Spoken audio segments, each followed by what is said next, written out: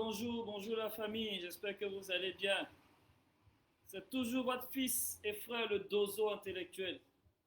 Alors famille, si vous êtes connectés, laissez-moi un commentaire, dites-moi si vous m'entendez bien, si le son vous appréciez, si vous appréciez également l'image, mais surtout le son.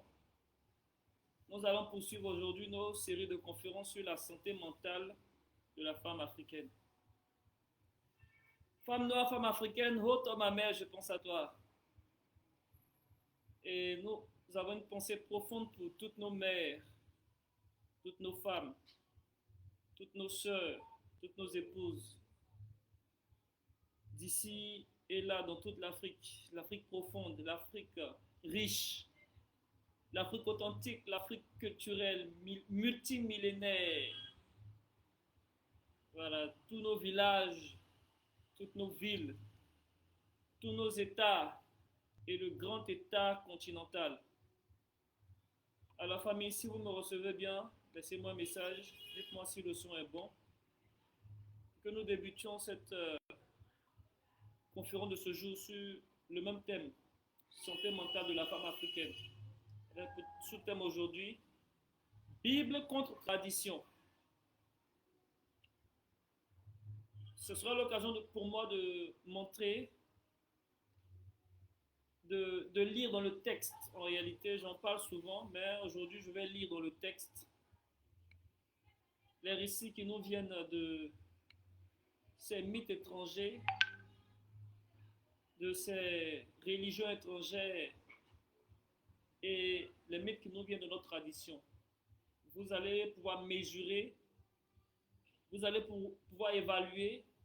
Et les femmes gospel, spéciale dédicace aux femmes gospel, vous aurez l'occasion enfin de retrouver la richesse de la tradition africaine pour vous et de mesurer si cette tradition-là est mieux pour votre santé mentale ou si vous préférez la Bible pour votre santé mentale. Donc, le thème aujourd'hui, c'est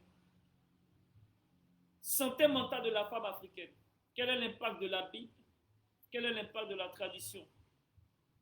Quel est l'enjeu de la Bible sur la santé mentale africaine? Quel est l'enjeu de la tradition sur la santé mentale africaine? Quelle est la mesure de l'impact de la Bible ou de la tradition sur la santé mentale de la femme africaine? Et que préférons-nous pour la santé mentale de la... Qu'est-ce qui favorise le mieux et qu'est-ce qui défavorise la santé mentale de la femme africaine?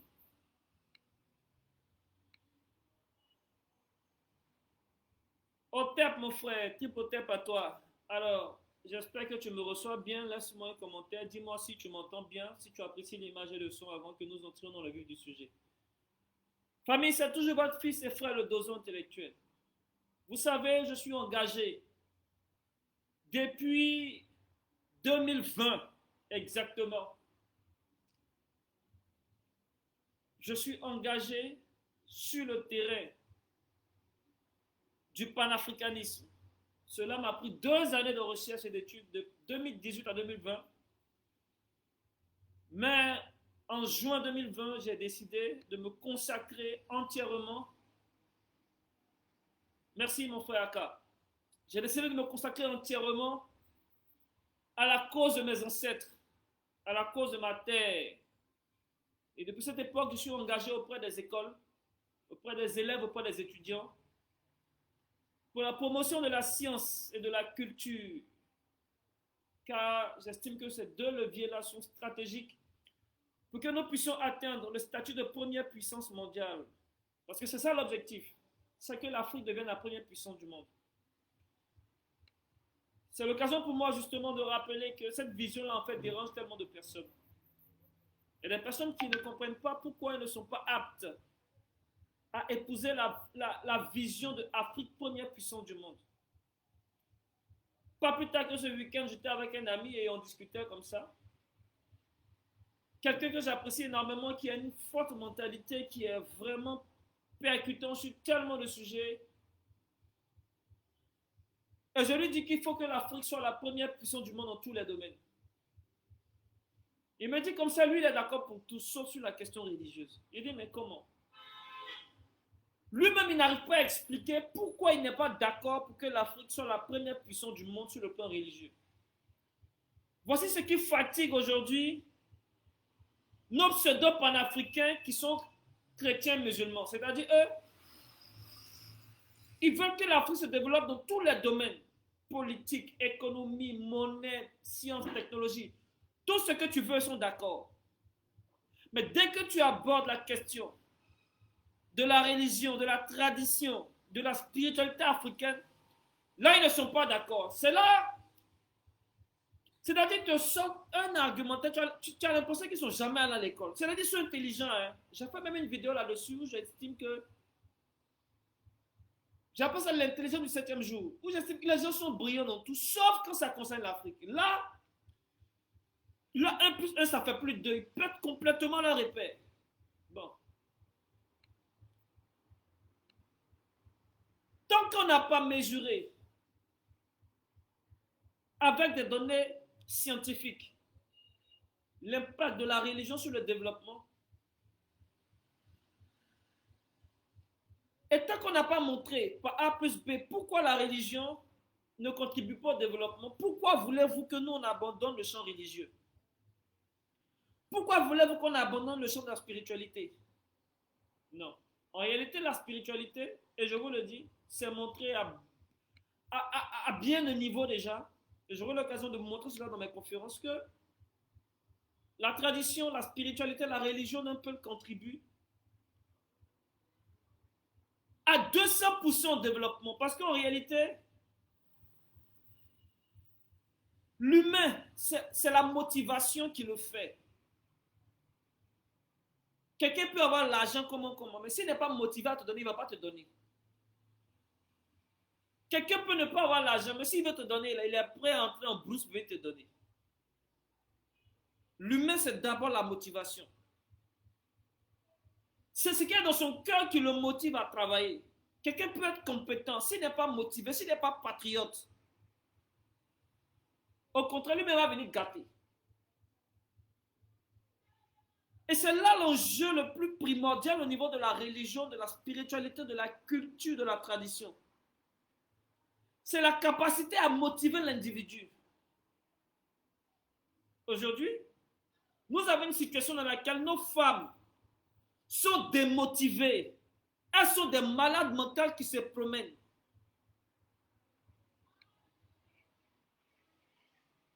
Allez simplement dans les églises qu'on appelle les églises de réveil spirituel, de Saint-Esprit charismatique. Vous allez voir ce que moi j'appelle les pleureuses du dimanche. Les pleureuses gospel. Famille, comment ça se manifeste? Cette pathologie mentale de nos femmes. C'est pas compliqué. Vous allez seulement dimanche. Vous allez, c'est-à-dire un spectacle.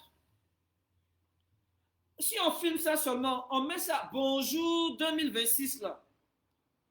C'est suffisant. On n'aura même pas besoin d'inviter un comédien. Parce que ça seulement, ça suffit pour faire bonjour, pour faire le plus grand spectacle humoristique. Des femmes en train de pleurer dans les églises. Oh, Jésus m'a touché, un pleure dimanche. Dimanche prochain, Jésus m'a touché. Oh, le Saint-Esprit m'a touché. Oh, quand ça ne suffit pas, ribabababa dessus. Tous les dimanches, elle pleure. Oh, non, vraiment. Les pleureuses du dimanche, les pleureuses gospel. Elles sont beaucoup chez Mohamed Sanogo là-bas. Pasteur Mohamed Sanogo, coucou à toi. Pas flotteur. Cette année, Mohamed Sanogo, mon combat. Comment quelqu'un peut pleurer chaque dimanche? Jésus m'a touché. Avec les ribababa qui vont avec. Tous les dimanches, elles sont en train de pleurer. Si ce n'est pas maladie mentale, expliquez-moi comment quelqu'un peut prendre rendez-vous tous les dimanches pour pleurer. Jésus m'a touché. Oh non. Jésus m'a touché. Oh non, l'esprit m'a touché. Tous les dimanches. Toi, l'esprit te touche. Toi, tu es comment? On a beaucoup de problèmes avec ces gens. Bon. Famille, voilà ça ici. Ce que vous voyez là. Ça. C'est un appel à projet du fonds STI. Le Fonds pour la science, la technologie et l'innovation dit ceci. Axe 4. Santé mentale de la mère et de l'adolescent. On demande aux chercheurs ivoiriens, citoyens de la Côte d'Ivoire, de faire des recherches pour améliorer la santé mentale de nos femmes, de nos mères, de nos adolescentes même. C'est-à-dire de toutes nos femmes. Parce que justement, les statistiques ne sont pas réjouissantes quand on parle de la santé de la femme. Surtout au niveau mental. Problème au niveau mental. Le niveau mental, c'est un niveau particulier parce que quand quelqu'un a un problème physique, il peut aller à l'hôpital, il va faire examen. Tu as palu, on fait examen de palu. On va te dire non, tu as palu, tu n'as pas palu, on va te montrer ça. Tu vas aller faire radiographie, tu vas aller faire échographie, tu vas aller faire toutes les analyses, on va te montrer effectivement ta maladie d'origine physique. Donc les maladies d'origine physique sont... Mon père, merci pour ce commentaire. Big up à toi, merci beaucoup. Quand c'est une maladie d'origine physique, là, les médecins sont chauds. Ils vont faire de nouveaux appareils, de nouveaux examens biologiques, etc. pour déterminer, pour identifier. Même le cancer, aujourd'hui, cancer, là, dès que ça commence, on peut identifier le cancer à travers des examens. Il y a des machines pour ça. Il y a des examens pour ça. Il y a des produits chimiques. Il y a des produits en main. Ça détecte rapidement. Famille, quand c'est une maladie mentale, il n'y a pas d'examen. Fort. Quand c'est maladie mentale, c'est dans ta tête, ça se passe. Toi seul, tu es ta maladie mentale et puis tu te promènes dans la rue. Il n'y a pas d'examen pour savoir si tu vas bien ou pas. Il n'y en a pas. Tout ce qu'on peut faire, c'est de s'entretenir avec toi. De voir dans quel environnement tu évolues. De voir toutes les choses auxquelles tes oreilles, tes yeux, tes sens sont exposés. C'est-à-dire, analyser tes croyances. S'entretenir avec toi pour savoir quelles sont tes réactions, quel est ton caractère, quels sont tes comportements, quelles sont tes croyances. Quelles sont tes expériences au niveau mental. Tout ce qu'on peut faire, c'est ça. Avoir connaissance de la patiente. Discuter avec la bonne dame. Entrer dans sa vie. Voir comment elle vit. C'est l'observation de l'individu, de la patiente. Uniquement ça qui permet de déterminer la santé mentale de cette personne. Il n'y a pas d'examen. Donc, il y a un dicton populaire qu'on disait, ce n'est pas tous les fous qui sont à Benjerville. Il y en a beaucoup dans les églises des pasteurs Mohamed Sanogo. Les femmes gospel, là. Il y en a beaucoup là-bas. Hein. Les églises bêtes qui poussent à toutes les coins de rue. Là. Il y a beaucoup de femmes, elles ne vont pas bien dans la tête. Elles sont là-bas. Donc, les chercheurs, c'est l'occasion pour la recherche ivoirienne de statuer sur l'influence des religions étrangères sur la santé mentale de nos femmes. C'est l'occasion idéale. Moi, je vais vous aider. C'est gentil. Oh. Ouais, non. Je vais vous aider.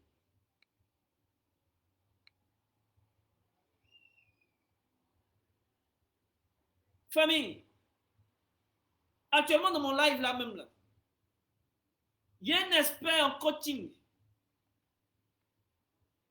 un écrivain, un auteur, un conférencier, sur la mentalité positive. Nous voyons nos familles. Sur la mentalité positive, là. Lui, il écrit livre, il forme des gens, il coach des gens, il est dans mon live actuellement. Donc, ce qu'ils sont en train de dire là, si c'est faux, il peut témoigner. Si c'est vrai aussi, il peut dire. On va regarder est-ce que la Bible contribue à la mentalité positive de la femme ou bien à sa mentalité négative. C'est tout. On va voir est-ce que la tradition africaine contribue à la mentalité positive de la femme ou bien à sa mentalité négative. C'est tout l'exercice qu'on va faire aujourd'hui. On ne parle pas beaucoup même. Je vais lire le texte. Il ne faut pas que quelqu'un m'a dit qu'il a menti. Vous savez, en général, je ne lis pas ce texte parce que j'estime que c'est un faux texte. Mais pour les données scientifiques que nous devons mettre dans ce live, il est important de citer le texte. Donc, je cite le texte.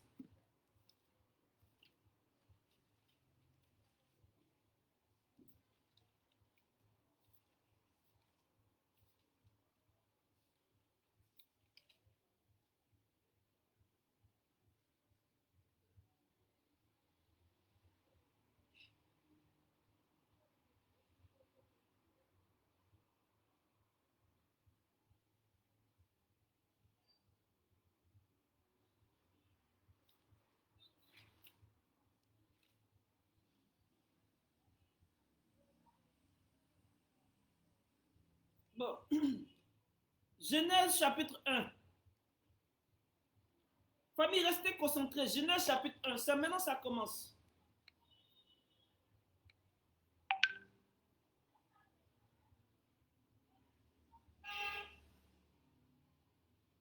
On nous dit au commencement, Dieu créa le ciel et la terre. Genèse chapitre 1, verset 1. Dieu a créé le ciel et la terre.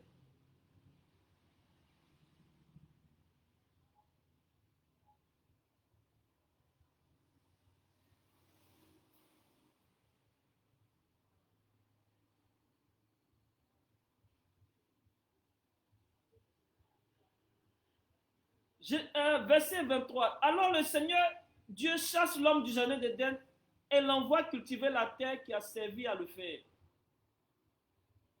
Après que le Seigneur a chassé l'homme, il plante des chérubins à l'est du jardin d'Éden avec une épée de feu qui tourne dans tous les sens. Les chérubins gardent l'entrée du chemin qui conduit à l'arbre de vie. Bon, donc j'ai lu le premier verset du chapitre, j'ai lu le dernier verset. Je pense que c'est suffisant. Ça, c'est le texte de la Genèse chapitre 1. Qu'est-ce qui se passe entre Genèse chapitre 1 et Genèse chapitre 3? Il se passe que Dieu dit à l'homme de ne pas manger, de manger de tous les fruits, sauf un, qui est le fruit de la connaissance du bien et du mal. Et curieusement, dans le même jardin, il y a un serpent qui parle. Un serpent parlant. Ça, c'est la nouvelle technologie. Il vient, il regarde l'homme, il regarde la femme. On ne sait pas pourquoi il choisit de se diriger vers la femme. Donc, avec la femme, il lui dit, est-ce que Dieu a réellement dit ceci, cela? Il dit, oui, Dieu dit, il ne faut pas manger. Il dit, non, mais quand même, manger, vous n'allez pas mourir, vous serez intelligent. Et la femme dit, ah bon? Elle vit que le fruit était bon, elle le prit, elle le mangea. Et elle l'a donné à son mari qui le mangeait également. Et si les deux vit qu'ils étaient nus, et le Seigneur leur parlait pour dire, Adam, où es-tu? Adam dit ceci. Seigneur, j'ai vu que tu venais, je me suis caché pas été nu. Il dit, mais qui t'a apporté qui est nu? Il dit, non. C'est la femme que tu avais à côté de moi là, qui m'a donné le fruit. Donc Adam rejette la faute sur la femme. Et Dieu dit, mais, madame, pourquoi tu as fait ça? Elle dit, non, c'est le serpent. Dieu dit donc, monsieur, le serpent, toi, à partir d'aujourd'hui, je coupe tes pieds. Tu vas marcher sur ton ventre, tu vas ramper aujourd'hui. Il dit à la femme, tes grossesses, donc il maudit la femme maintenant. Tu vas enfanter une douleur. Parce que toi, tu n'es pas une femme bien. Tu vas voir, tu vas enfanter une douleur. Et Dieu, alors que tu vas travailler maintenant, et tu mangeras la sueur de ton front. Donc, les femmes gospel, elles ont chargé que elles, si elles accouchent à une douleur, c'est parce que Dieu les a maudits. Je ne sais pas si vous imaginez. C'est-à-dire, quand ta femme accouche, imagine ta fille en train d'accoucher. Tout le monde l'attend. C'est tellement délicat l'accouchement qu'il faut même encourager la femme pour lui dire, sois forte, il faut prendre soin de la femme, il faut la mettre à l'aise. Sur les réseaux sociaux, même, il y a ce qu'on appelle caprice de grossesse, où la femme, elle donc cocoter à son mari, elle a toute forme de caprice, elle veut ceci, elle veut cela, on lui donne. Tout ça là, déjà, sa douleur, grossesse, c'est une malédiction. Donc, elle, au lieu de se sentir bénie même, d'être enceinte et d'accoucher, d'enfanter, la femme gospel, c'est la femme qui va croire à ce texte et va se sentir maudite. C'est-à-dire pour elle, l'enfantement est une malédiction au lieu d'être une bénédiction. L'enfantement, la grossesse et l'accouchement, pour les femmes gospel, c'est une malédiction. Parce qu'elles ont lu un faux texte qui leur dit non, c'est une malédiction, Dieu vous a maudit parce que vous êtes des femmes maudites. Est-ce que vous imaginez que ce qui caractérise, quand on parle de... Non, mais ce n'est pas possible. Imaginez l'impact que ça a sur la mentalité de ces femmes. L'enfantement. Souvent, même nous, on s'assoit et on dit, tiens, on peut tout supporter au monde sauf accouchement. La femme qui doit être honorée, glorifiée, qui donne sa vie pour donner la vie, on l'a convaincu en réalité là, c'est parce qu'elle est mauvaise. C'est quoi? Pourquoi fait-on souffrir nos mères, femmes noires, femmes africaines? Je vous le dis, ce texte-là, c'est un faux texte. Ça là, c'est pas pour vous. Celui qui a écrit, d'abord celui qui a dit, c'est un pafloteur. Donc si on dit c'est la parole de Dieu, c'est que c'est la parole d'un Dieu pafloteur. Celui qui écrit ça, lui c'est un marmailleur. Donc l'auteur, parce que Dieu n'a pas écrit, Dieu n'a pas bic. Au ciel là-bas, il n'y a pas boutique. Il n'y a pas boutique là-bas. Il n'y a pas usine de fabrication de bic. Dieu n'a pas bic. Donc celui qui a écrit ce texte, lui c'est un marmailleur. Et celui qui vient, il dit les pasteurs, dans ton église, bon, dans son église, c'est toi qui te déplaces partir chez lui, et qui te récite ça, que ça c'est la parole de Dieu. Lui c'est un pafloteur, plus un marmailleur, c'est lui qu'on appelle Mohamed Sanogo. Voilà. Pour ceux qui ne connaissent pas pasteur Mohamed Sanogo, le voici. C'est ce pasteur-là. 100 ans de paflotage dans son corps, le voici. Et il n'y a même pas, moi j'ai mes camarades étudiants, docteurs, tous sont dans son communauté. Il n'y a même pas un qui peut lui dire la vérité. C'est-à-dire ils sont maso et puis ils se suivent. Il n'y a même pas un qui est suffisamment intelligent pour lui dire, pasteur, arrête un peu. Tu exagères. Tu parles un peu. Non, mon daddy. Il ne faut pas toucher mon daddy, c'est ton daddy. Yako. Bon. Femme africaine. La grossesse et l'accouchement, là, c'est l'acte sur terre le plus divin. Je répète. La grossesse et l'accouchement et l'éducation de l'enfant, là, c'est l'acte sur la terre le plus divin. On n'a pas entendu. Je dis, c'est quand on t'a dit que ça là, on t'a dit que c'est malédiction là. Je dis, attends, on fait un peu les ribababa quand même, parce qu'il n'y a pas ribababa, c'est pas chic. Ribababa.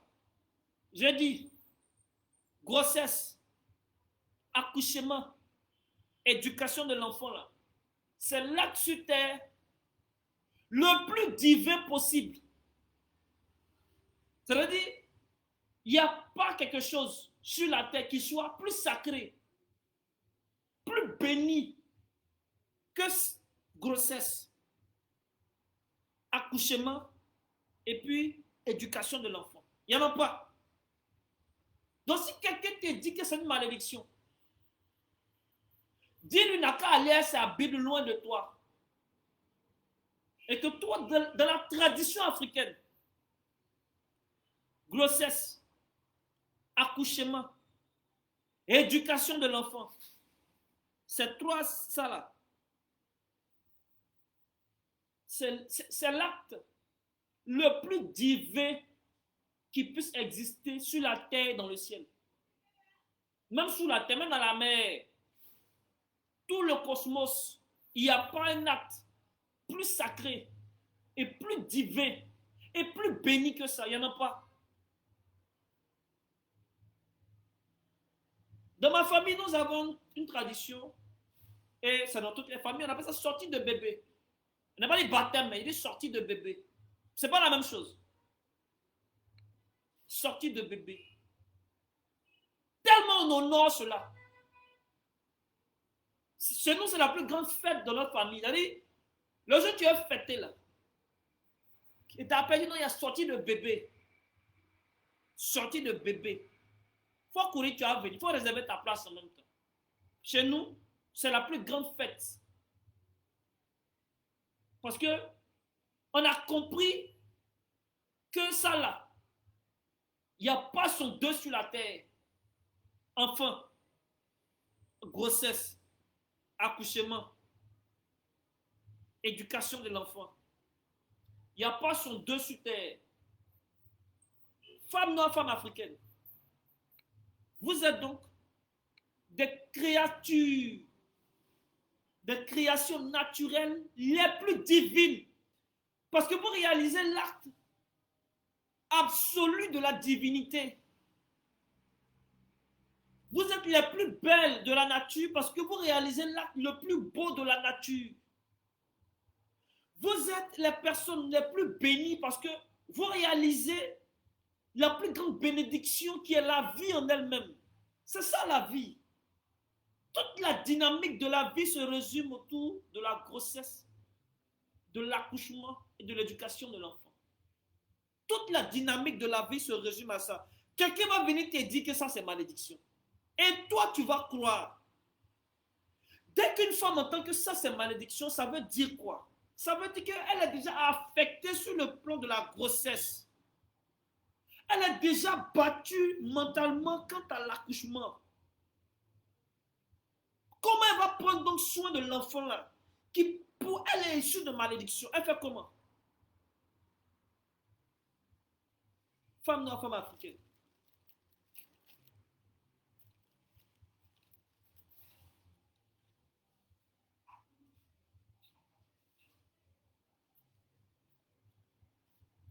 Femme noire, femme africaine, toi ma mère, je pense à toi.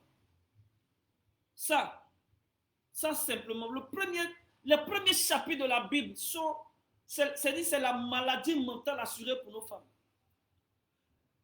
Tu n'étais même pas là-bas. Ce n'est pas ton peuple. Ce n'est pas ta culture. Ce n'est pas ta tradition. Lui qui a écrit ça, tu ne connais pas. Mais toi seul, tu as appris pour changer ça sur ta vie. Et ce n'est pas la seule interprétation qui est liée à ce texte. Il y en a d'autres. Je vais me faire le plaisir de citer quand même. Certains vont plus loin. Et ils disent quoi? Ils disent qu'en réalité, le fruit, d'abord même, donc on laisse la partie accouchement, puis on parle maintenant de la partie relation homme-femme. Les hommes gospel, quand ça ne va pas chez eux, qui ils accusent? Leurs femmes. Parce qu'on leur a dit, dans les églises, il y a, garçon n'est jamais sorcier. Dès qu'il y a un problème, ta maman est sorcière, ta femme est sorcière, ta fille est sorcière. Je ne sais pas si sorcellerie là. Ils ont chargé ça sur la tête de nos femmes africaines. Non, c'est pour ça que mon père Amisha, je verse l'eau symboliquement pour un homme a venu lui dire que sa femme, il dit, il y a des beautés. Il y a un passé qui est venu trafiquer mon papa Amisha. Je verse l'eau, tiens, digne. Moi, j'ai été éduqué. En tout cas, pas un père, pas une mère. Ça, je rends grâce aux ancêtres pour ça. Je rends gloire à nos ancêtres pour ça. Moi, j'ai reçu l'éducation. Vraie éducation, j'ai reçu ça. Non, je ne peux pas garder le nom de mes parents. Je ne peux pas garder le nom. C'est passé à mon moment même là. Et me suis laissé avoir parce que c'était un pasteur. Mais je suis revenu à mon éducation de base. Voilà. Des flotteurs comme ça. Que non, ta femme est sorcière, ta maman est sorcière. Il a garé un pasteur à cause de ça. Là. Il n'y a jamais papa qui est sorcier dans leur affaire là. Et même si ce n'est pas la sorcellerie, vous imaginez quelqu'un, lui-même dans son cœur, il a des problèmes, il est marié à sa femme. Les deux sont mariés, c'est pasteur Mohamed Sanogo, les deux sont mariés. Maintenant lui, ça ne va plus. Il y a galère dans sa vie. Puis il prend le premier verset, les 3 premiers chapitres de son livre saint, et puis il tombe dessus. Que c'est la femme qui fait alliance avec qui? Elle Satan. Comment lui va aller sa femme? C'est-à-dire même s'il ne dit pas dans sa bouche. Chaque fois qu'il lit ce passage dans son cœur, c'est la femme là, est-ce que même. Il commence à douter spirituellement de sa femme. Parce qu'on dit les hommes gospel, mais pour vous, viens. Revenez aux femmes. La femme elle-même.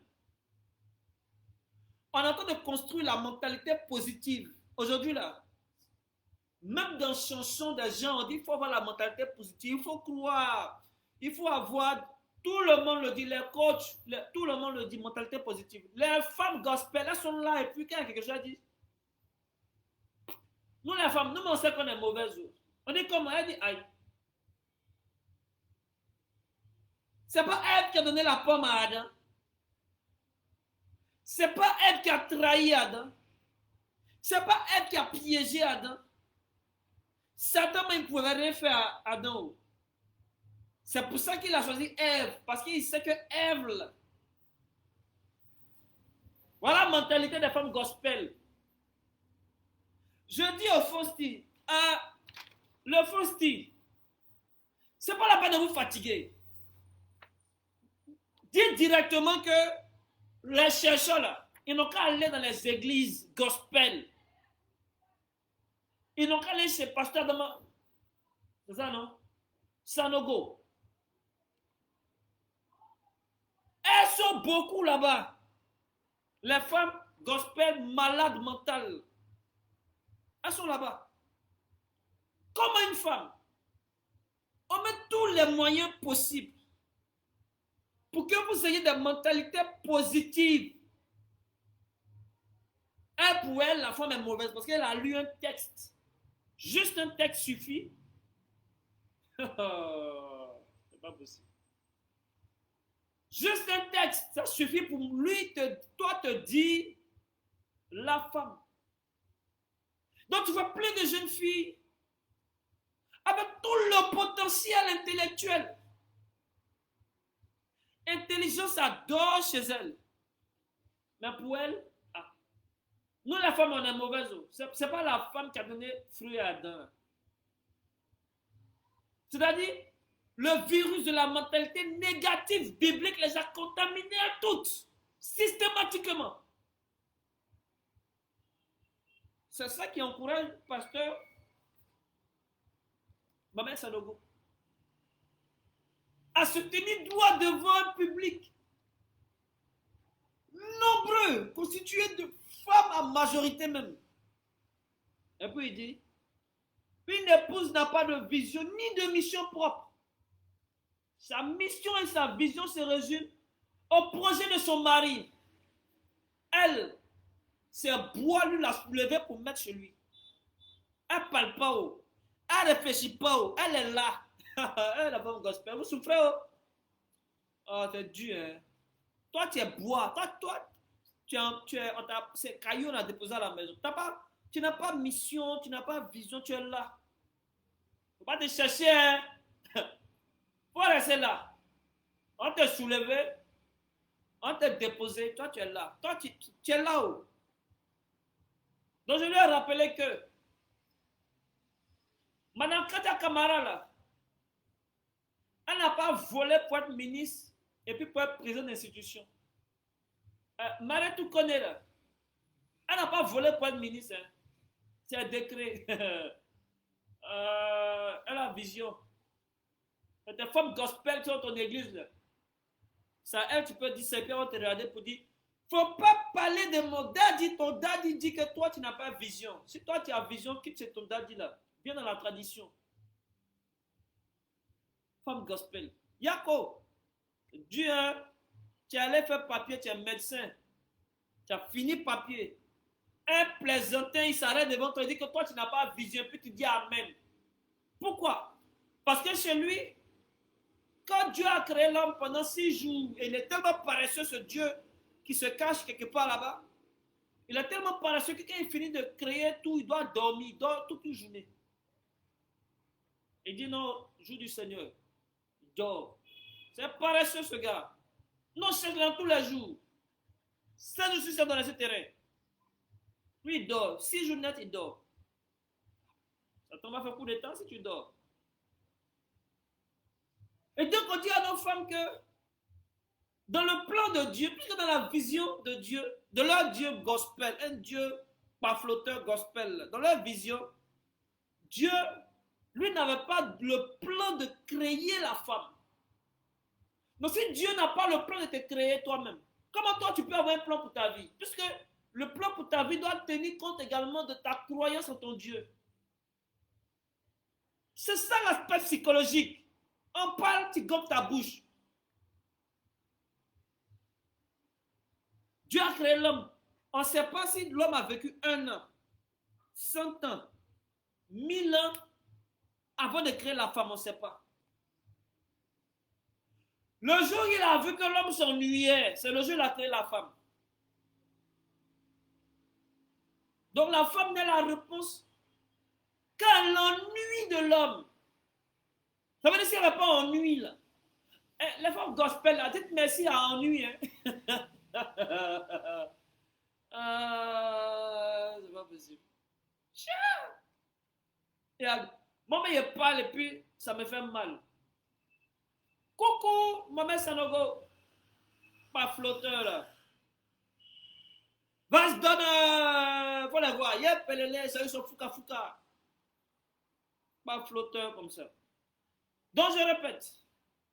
Dieu dans son plan, votre Dieu là. Votre Dieu pas flotteur là. Dans son plan là. C'est ennui qui a sauvé la femme. Elle n'allait pas être là. Hein? Vous ne connaissez pas où. C'est ennui. Il vit que l'homme était seul. Depuis là, comme il dormait, il n'a pas vu que l'homme était seul. Lui, il aime dormir. Un Dieu dormeur, paresseux. Oh, vraiment. Ah, ce Dieu ne peut jamais se développer parce que lui seul, il incarne la paresse. Il a dormi jusqu'à il n'a pas vu que l'homme s'ennuyait. C'est un jour comme ça, il a dit, après combien de temps, hein, il est venu puis dit, mais l'homme t'ennuie, l'homme dit, oui, je suis là. Il causait les moutons, il causait les pingouins, il causait les... Quoi son nom? Je m'ennuie. Et il dit, bon, il y a pitié de toi, il te fait dormir. Il n'y a pas une cote pour faire la femme. Et la femme croit, elle dit, nous-mêmes là, dans notre croyance gospel, on sait que on n'était même pas dans le plan de Dieu. Donc nous-mêmes, on n'a pas de plan pour nous, puisque Dieu lui-même n'a pas de plan pour nous. On a qu'à regarder, c'est quel homme qui s'ennuie. Donc dès qu'il y a un gars qui s'ennuie net, elle est là. Quand moi je suis à la maison et puis elle m'ennuie là, souvent il met à Galawa, là il me fait rire un peu, tu vois. Donc je me mets les films pour passer l'ennui, quoi. Donc vous, les femmes gospel, vous êtes des clowns.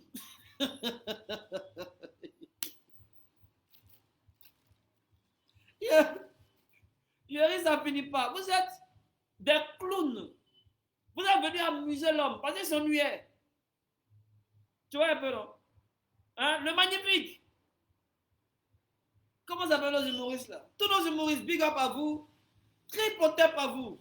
Excusez-moi une minute. Donc, l'homme il s'ennuie tellement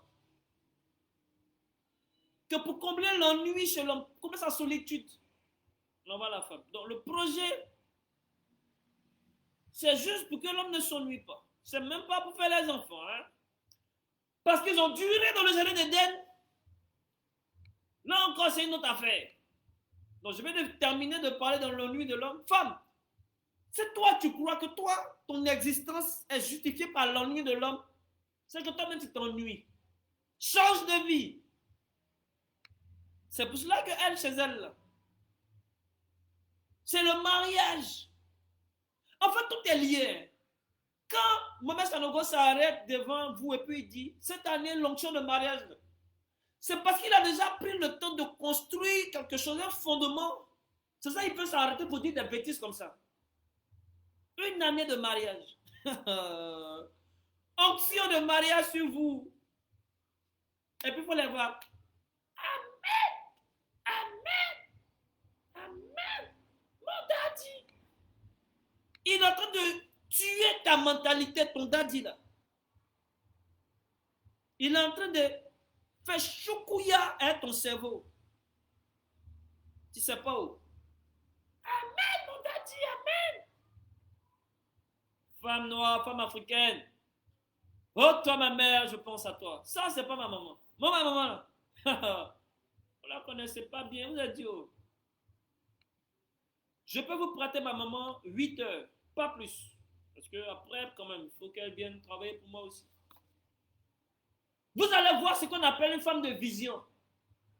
8 heures seulement. Femme noire, femme africaine. Tu vas savoir ce qu'on appelle une femme africaine. 8 heures chrono. Tu n'as pas mis au pas la nation? Quand même. Je rends hommage à ma mère. Je rends hommage à la femme qui m'a élevé. Je rends hommage à la femme qui m'a mise au monde. Je rends hommage à toutes mes mères. J'ai eu la chance d'avoir une mère, d'avoir 2 mères, d'avoir 7 mères, moi seul.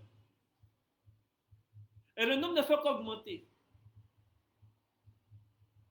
Je ne peux pas regarder la femme africaine être traitée de cette manière-là. Ce n'est pas possible. Non, ce n'est pas possible.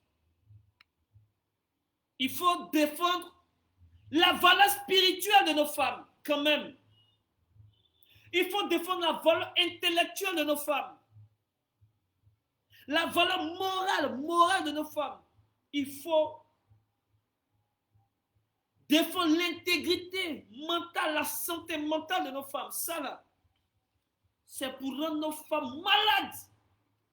Ça là, c'est pour rendre nos femmes malades mentales. Je ne sais pas fini, je suis en direct. C'est le dozo intellectuel. C'est le symbole, le grand chasseur. C'est lui qui est là. Et je dis, je n'ai pas fini de décortiquer la première partie, parce que tout ça est dans la Bible.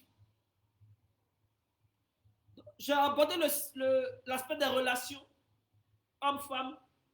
Maintenant, on voit même dans l'intimité. Qu'est-ce qui se passe dans leur intimité?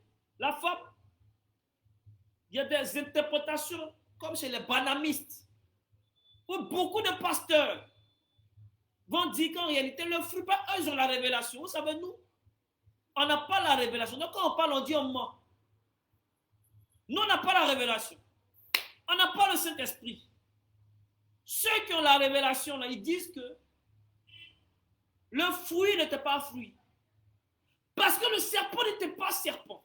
C'était quelqu'un qui avait l'image d'un bel homme et qui vient séduire physiquement la femme.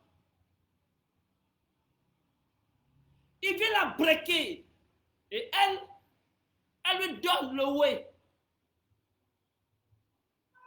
C'est-à-dire quoi? C'est-à-dire, Dieu a fait Adam. On ne sait pas si Dieu a donné testicule à Adam. On ne sait pas si Dieu n'a pas donné testicule à Adam, mais depuis qu'ils sont dans ce jardin-là, Adam, il ne fait rien. Donc, Ève, elle a tous les wayas. Elle a tout. Il y a tout. Adam dort. Adam aussi. C'est pour ça que depuis qu'ils ont vécu dans le jardin d'Éden, rien. Vous suivez le film? Rien. Il n'y a rien. Même pas bisous. Rien du tout. Non, vraiment. Adam, tu m'as déçu, hein? Ça là encore, on doit t'expliquer. Quand même. Il a fallu Satan, le serpent, pour montrer à Ève de quoi il s'agit. Quand Ève a pris goût de ça, elle dit, ah ouais, mon mari, tu es un impuissant. Viens, je te montre. Donc Ève est montée. Ça, c'est l'interprétation des églises branhamistes. Beaucoup habitent ici. C'est pour cela que eux, ils vont dire que Caïn n'est pas le fils d'Adam, le fils du serpent. C'est-à-dire, le serpent même a fait enfant et la femme avant l'homme. Est-ce que vous imaginez ça? Non, je n'ai pas bien parlé, je répète. Satan a connu Ève avant que Adam ne connaisse Ève. C'est-à-dire, s'il y a une femme qui est une église branhamiste, elle-même, là, elle est foutue même. C'est plus. Sa santé mentale, les autres sont à 2, à 4. Elle est à moins 77. Elle est à moins 1000. C'est-à-dire que la femme se considère dans ces églises-là comme avoir connu sexuellement Satan, physiquement même. C'est même pas. Point là, c'est même pas. Oh là là. Elle considère qu'elle, étant femme, fille de Ève, elle est héritière de la connaissance sexuelle, physique de Satan avant même de connaître son mari. C'est-à-dire, elle a trompé son mari avant même de le connaître sexuellement. Elle a déjà trompé. Dans le mariage, elle a déjà trompé avec la pire des personnes parce que Satan, c'est vraiment l'être le plus mauvais du ciel. Maintenant, imaginez une femme qui croit qu'elle est la fille de Ève. Comment elle se sent? Dans son intimité, dans sa relation à son mari, dans son travail, dans la Côte d'Ivoire et dans l'Afrique, comment elle se sent? C'est-à-dire, elle, quand elle gâte, psychologiquement, elle se dit que c'est normal. C'est quand elle arrange une situation que c'est anormal. Mais quand elle gâte, c'est pas dans la fille de Ève. C'est pas elle qui a trompé son mari et Satan. Ce qui devrait être, dans la tradition africaine, l'acte le plus sacré devient le premier acte le plus maléfique, c'est-à-dire grossesse, accouchement et enfantement, éducation de l'enfant, qui est l'acte, je vous ai dit, le plus hautement spirituel, le plus sacré, le plus béni de toute la nature, de tout le cosmos. Pour la femme gospel, c'est l'acte le plus diabolique puisque son premier acte de grossesse, de rapport sexuel même d'abord, de grossesse, d'accouchement et d'éducation de l'enfant là, elle le tient de Satan et elle enfante le fils de Satan avant même d'enfanter le fils de l'homme. Non, ta femme de cette église, toi démissionne. Imaginez l'impact mental. Mais vous faites quoi dans ces églises? J'espère que le Fonsti, parce que je m'adresse aussi au Fonsti, j'espère que le Fonsti mesure bien ce qu'ils ont écrit. Ils ont dit quoi? Santé mentale de la mère de l'adolescente. J'espère qu'ils mesurent bien l'axe numéro 4 de leur appel à projet. J'espère. Et qu'on aura des chercheurs sérieux qui vont questionner tous ces systèmes qui tue la mentalité de nos femmes. Quand une femme finit ça, vous pensez que quand elle va accoucher là, elle est heureuse? Vous pensez qu'elle est forte, qu'elle va accoucher? Mais elle est réduite à rien. C'est-à-dire qu'ils l'ont réduit à moins que rien. Ils l'ont réduit à n'importe quoi. Et il y a les femmes gospel qui disent non. Ça, c'est mes amies étudiantes diplômées des grandes écoles. Là. Elles me font débat le dozo. Donc elles appellent pour dire non. Tu parles mal de mon daddy. Il dit bon, ok, il a compris. Quels sont les arguments? Que non, on est béni en Jésus. Oui, ça, c'était la malédiction avant. Mais maintenant, on est béni en Jésus. Bon. Vous savez, moi, je n'ai pas la révélation. C'est votre daddy qui a la révélation. Coco, pasteur, pas même Sanogo, pas flotteur là. C'est lui qui a la révélation. Donc, demandez à pasteur Sanogo. Paul, l'apôtre Paul, dans les épîtres là, il a menti ou bien il a dit la vérité.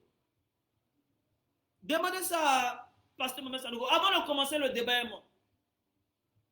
Comment des gens qui ont fait les plus grandes écoles de Côte d'Ivoire, comme l'INPHP de Yamsokro, c'est lui quand tu discutes, tu te demandes, il est allé à l'école, waouh. Il allait se promener, waouh. Des gens qui disent qu'ils sont trop cadres. Quand tu discutes avec ces gens-là, dès qu'on a reçu le terrain gospel, il dit non, tu ne le reconnais plus. Tu ne sais plus si le gars il est parti à l'école ou pas. Tu ne sais plus. Tu as l'impression que ressaisissez-vous, hein. Bon, tout ça, ça dénote de la santé mentale de ces gens. Paul dit, c'est pas moi, hein. Tu sais, avant, il lisait la Bible aussi. Maintenant, j'ai du mal à retrouver les versets. Tellement ça m'ennuie, ce texte. C'est un faux texte. Bon, Paul dit, on lui a demandé, Paul, oui, toi, Paul, qu'est-ce que tu dis de la femme? Paul dit, il a eu révélation du Seigneur Jésus. Ça, c'est un. Moi, je ne connais pas la doctrine chrétienne. Paul, il a écrit, c'est-à-dire, c'est lui qui a écrit les fondements de la doctrine chrétienne, du Nouveau Testament, Évangile. C'est Paul qui pose les fondations. Tout le reste, il vient après. Paul dit, je ne permets pas à la femme de prêcher, ni de prendre autorité sur l'homme. On dit, mais pourquoi? Il dit, Jésus est déjà mort à la croix ressuscité. Les femmes sont déjà converties. Vous dites que Jésus vous a béni, non? Ça veut dire que vous n'êtes plus sous la malédiction de Ève. Vous êtes une nouvelle créature, n'est-ce pas? Il n'y a pas de problème. Moi, il n'y a pas de problème avec vous. C'est Paul qui a problème avec vous. Maintenant, demandez à Mohamed Sanogo si Paul a raison, mais il a tort. Moi, je ne fais que citer le passage. Paul dit, je ne permets pas à la femme de prêcher, ni de prendre autorité sur l'homme. On dit, mais Paul, pourquoi? Il dit, parce qu'elle n'a pas été créée en premier, c'est l'autre qui a été créé avant. Il rappelle, c'est-à-dire Jésus est mort à la croix. Tous vos péchés sont pardonnés, vous avez le salut, vous avez le Saint-Esprit, vous parlez en langue. Et des années plus tard, Paul vous rappelle que, ah non, c'est pas parce que vous êtes devenu gospel que tout est fini. Non, non, non, non. Numéro 1, il rappelle que même la femme chrétienne gospel, Paul, hein, et Paul c'est le plus modéré, parce que les autres là même là, eux même soutenaient la circoncision, c'est Paul qui dit non, on n'a qu'à abolir la circoncision, on n'a qu'à faire ceci, cela. Il est le plus modéré. Lui, il dit le plus modéré. Oh non, souffre. Oh, souffre ces gens. Ça, ce n'est pas pour l'Afrique. Ce n'est pas pour ma maman. Ce n'est pas pour ma petite soeur. Jamais je vais lire ce texte. Je vois quelqu'un n'a qu'à s'amuser. C'est de ma bibliothèque. Je mets comme archive, comme preuve. Le jour, on va le devenir juge. Là, je vais soulever. Sinon, moi, ce que je lis à mes soeurs, à mes filles, C'est des textes authentiques africains. C'est pas... C'est quoi ça? Bon, on vient sur Paul. Paul dit, je ne permets pas à la femme de prêcher ni de prendre autorité sur l'homme. Jésus est déjà mort pour vous. Vous êtes déjà sauvés. Il vous rappelle que parce qu'elle n'a pas été créée d'abord, c'est Adam qui était créé. Elle n'est que etc. dans le plan de Dieu. Elle ne compte pas. Ensuite, il dit, c'est elle qui a péché d'abord. Si elle prêche, elle va envoyer ses prédications de pécheresse. C'est Paul. Il rappelle que la femme est du décor. Elle est là pour combler l'ennui. C'est un décor, c'est un bois. C'est un crayon à soulever pour mettre à la maison. Ensuite, c'est pas elle qui a péché d'abord. Et c'est pas Adam qui a péché, elle qui a péché, c'est le d'abord coupable. Et pour ces deux raisons, Paul dit, il ne permet pas la femme de prêcher. Donc, ce qui se passe, c'est que aujourd'hui, Mohamed Sanogo, pasteur Mohamed Sanogo, coucou, lui, si tu veux rester de la doctrine chrétienne, voilà ce que je viens d'énoncer. Lui, il dit, ah non, hein. Lui, il a dépassé Paul. Parce que lui, cette explication de Paul qui a écrit tout ça là, c'est petit. Lui, il a la nouvelle inspiration divine. Donc, femme n'a pas vision, hein. Mais femme peut devenir pasteur pour enseigner des hommes. Et ça, c'est sa femme. Maman Sanogo. Non, je dis devant l'argent, la doctrine chrétienne même est étonnée. Devant l'argent, devant les intérêts. Paul même est étonné. Paul dit, ah, pasteur Sanogo. Tu dis que tu es chrétien, non? C'est nous, on a écrit la doctrine chrétienne. Pasteur Maman Sanogo dit non. Moi, je défie l'évangile. Je vais envoyer. C'est-à-dire, il est tellement paradoxal. Tantôt, tu dis, femme n'a pas vision. Tantôt, tu mets ta femme pasteur. Elle a eu quand sa vision. Oui, mais comme toi, tu es pasteur, elle a le droit. Non, c'est du jeu. Il vient d'inaugurer un nouveau temple. Il a pris l'argent de mes parents. Lui, ce pasteur-là. Il a pris l'argent de mes parents, 10 000 offrandes, pour s'enrichir tellement, pour financer les études de ses enfants, pour assurer l'avenir de sa famille. Il s'est tellement enrichi, il dit bon. Affaire d'église, c'est affaire d'argent. C'est pas mieux, je vais confier le nouveau temple à ma femme. Comme ça, au moins l'argent reste en famille, c'est ça. C'est ça qu'elle est là. Et lui-même, il le dit dans son témoignage, il dit, c'est pas moi qui ai publié, c'est éloge to you first. On ne m'en voulait pas. Et donc, il dit, le jour où j'ai vu 3 millions, j'ai pleuré. Et c'est-à-dire, il raconte son expérience pour motiver les gens à pas flotter aussi. À nos débuts, nous avions des difficultés même pour réunir 100 000. C'est-à-dire au début du paflotage, puisque l'objectif c'est l'argent. Mais quand le paflotage a pris, pour nous atteindre 1 million était un palier, il s'est donné objectif. C'est-à-dire lui, il fait objectif. Comment avoir 1 million dans prédication? Il élève le niveau du paflotage. Parce qu'au début, 100 000, c'est son last. 100 000. Il y a des gens qui travaillent à Abidjan ici, ils n'ont pas 100 000. Il y a des gens qui travaillent à Abidjan ici, ils n'ont pas 100 000. Lui, pas flotteur de son état. Il dit à notre début, nous avons des difficultés pour réunir 100 000.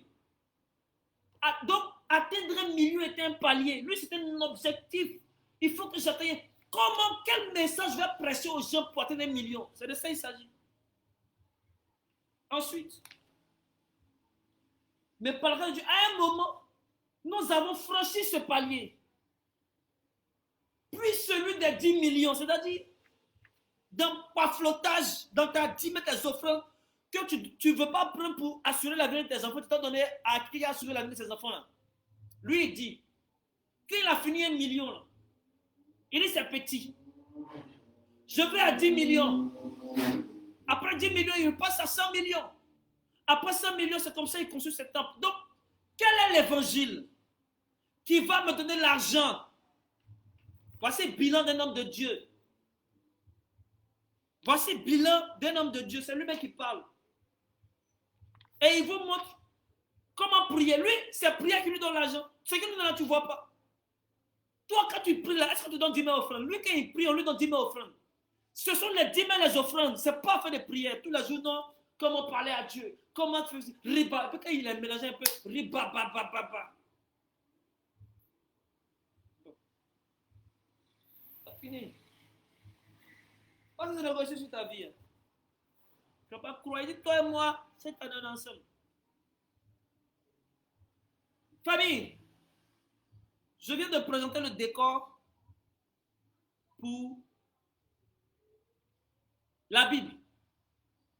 Je ne peux pas terminer cette conférence sans parler un peu de ce qui réjouit mon cœur, la tradition africaine. Et j'ai là. Parce que l'Afrique est singulière dans sa spiritualité. Bon.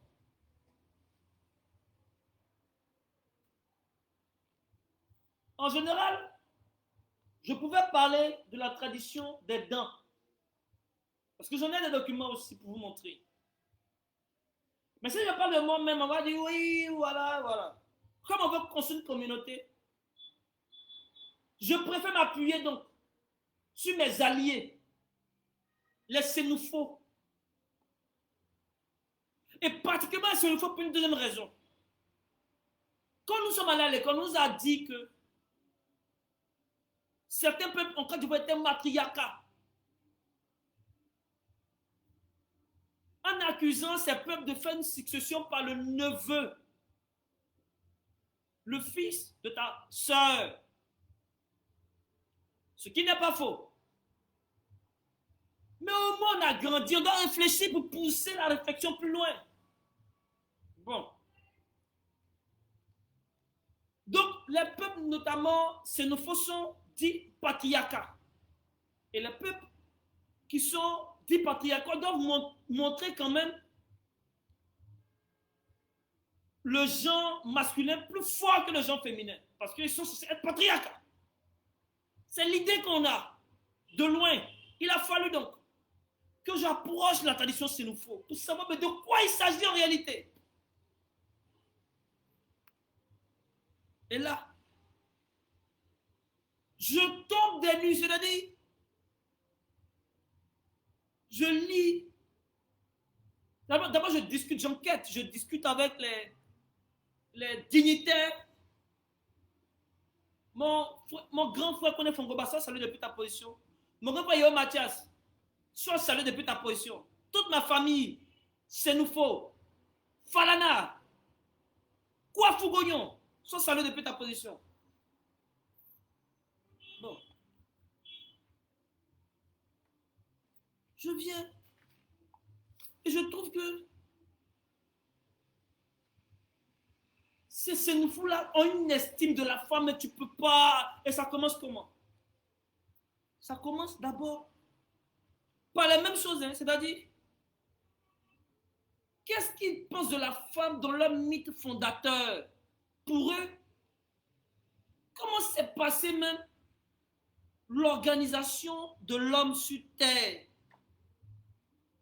Et ils vous diront que l'homme, quand Colochol a fait les hommes, vous voyez ça ici? Je suis ici à la page 127 du livre Le Tchologo. Histoire d'une institution séculaire Nyarafolo. Par Kwaku Désiré Mbra. Vous voyez ça ici? Je vais vous montrer. J'espère que vous voyez bien. Voilà.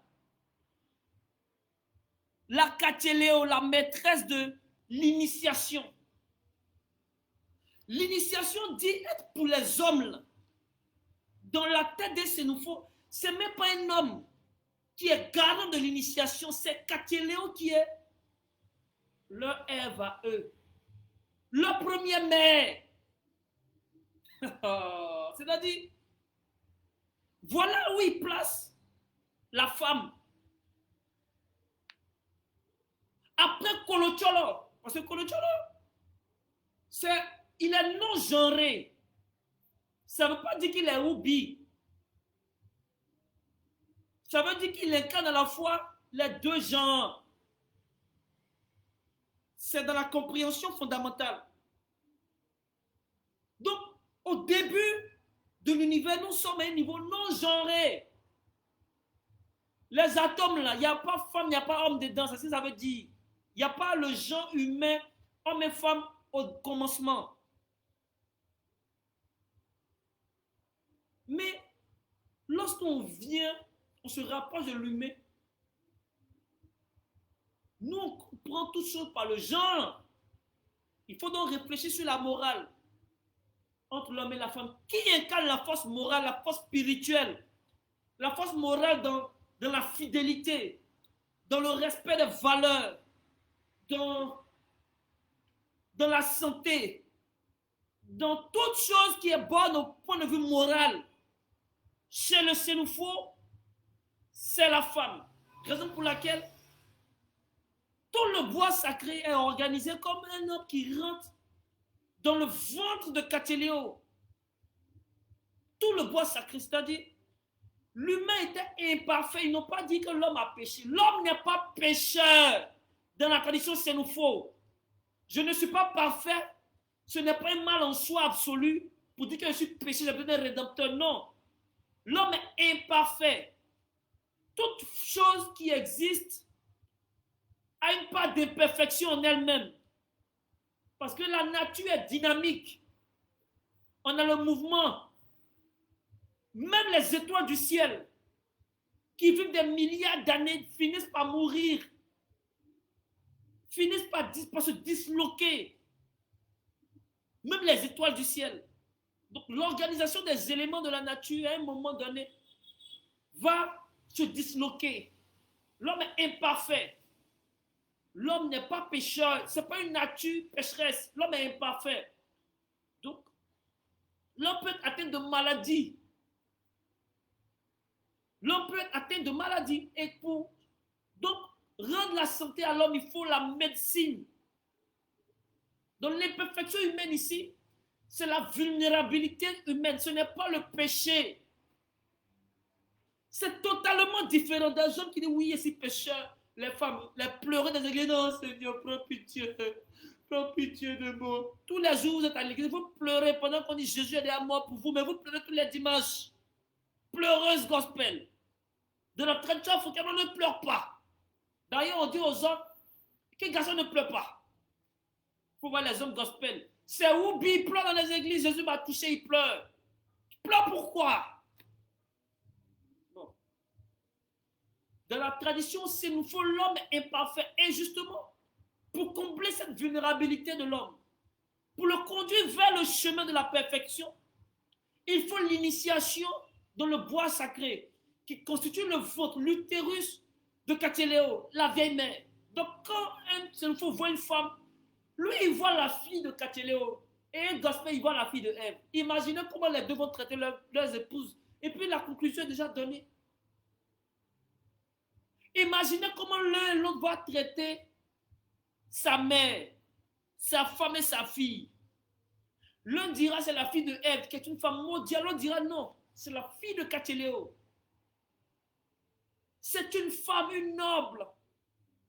Et la femme, ça nous faut se sentir tellement digne. Elle ne peut pas se rabaisser à des bassesses. La femme gospel, c'est quand un gars, elle dit, ah c'est normal, c'est pas les femmes. C'est pas les filles. Pour elle gâter, c'est normal. Pour la femme, c'est nous faut fier, digne. Même manquer de respect, c'est un problème parce que je suis trop digne. Puisque j'incarne les valeurs morales absolues. Elle incarne l'infidélité absolue. Elle est déjà mon diable pour faire fidélité à Satan. La femme, c'est il faut qu'elle vienne dans ta vie. Elle vient en tant que bénédiction dans ta vie. Elle vient porter la vie. Elle n'est pas une femme maudite d'une église gospel qui vient se dire chez toi, ah, c'est pas l'homme. Non, quand tu es malade, la femme, c'est une femme se sent l'obligation de t'apporter tous les soins parce qu'elle se dit qu'elle est le catéléo. Elle est venue au monde par Colocholo pour apporter les soins à l'homme. C'est-à-dire, l'homme dans son imperfection a besoin même de la force spirituelle, la force morale, la force mentale de la femme. Pas d'une part flotteresse de gospel, de vase d'honneur. Franchement, de ces deux histoires-là, moi je préfère l'histoire du Tchologo pour ma fille. Je vais faire asseoir ma fille. Je vais lui dire, ma fille, tu es la fille de Katéléo. Elle me dira, non mais papa, qui est Katéléo? Je lui dirai, Katéléo, c'est la femme sage. C'est la femme qui donne la vie, qui donne les soins. Toute l'initiation de l'homme, de l'humain en général. Tout qui favorise l'humain dans son développement physique et mental répond de Katéléo. Elle sera à l'aise de faire ses années de médecine parce qu'elle va se dire elle-même que je dois donner soin parce que je suis la fille de Katéléo, la femme qui donne soin. Oh. Bisous à toutes les femmes africaines. Vous êtes les filles de Katéléo, pas de Ève. Bon. Famille, je vois les derniers commentaires et puis je m'arrête ici. Tu défends ta cause, c'est clair, on l'accepte, mais en la faisant, ne tennis pas l'image des autres. Bon, mon frère Kofi, merci pour ton commentaire. Tu sais, ça fait des siècles que ceux que tu appelles les autres, là, ils ne se sont pas gênés de dire que nous, notre tradition, là, sont sataniques. Tous les dimanches, Pasteur Maman Sanogo dit les adorateurs de bois, ils vont en enfer. Ça, c'est pas attaque. Adorateurs de bois, là, c'est qui? C'est les dozos. C'est eux, ils mettent leur fétiche dans le dankoun, au pied du bois sacré. C'est les dozos, c'est les comiens.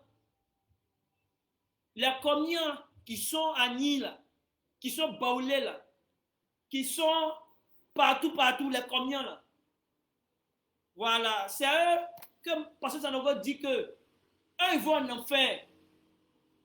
Pasteur Maman Sanogo dit tous les dimanches. C'est ça votre maladie mentale. Ça veut dire que vous n'êtes même plus capable de juger deux poids, deux mesures. Et de juger, pardon, vous jugez deux poids, deux mesures. Vous faites un jugement de un qui est bien et le jugement de l'autre qui est mauvais. Dis-moi le nom d'un pasteur qui n'a pas remis en cause la tradition africaine. Un. Moi, j'allais le saluer. C'est aujourd'hui les pasteurs qui commencent à se réveiller et puis disent que non. On doit aussi prendre en compte la tradition africaine, c'est aujourd'hui. Pendant qu'ils insultaient toute notre tradition ici, il n'y a pas un gars qui s'est levé pour dire des fois la tradition. Aujourd'hui, vous allez dire, on va les. Ce n'est que le début, hein. Ah, il faut bien t'asseoir, mon frère. Ce n'est que le début, hein. Ça vient de commencer. Ah, ça vient de commencer, hein.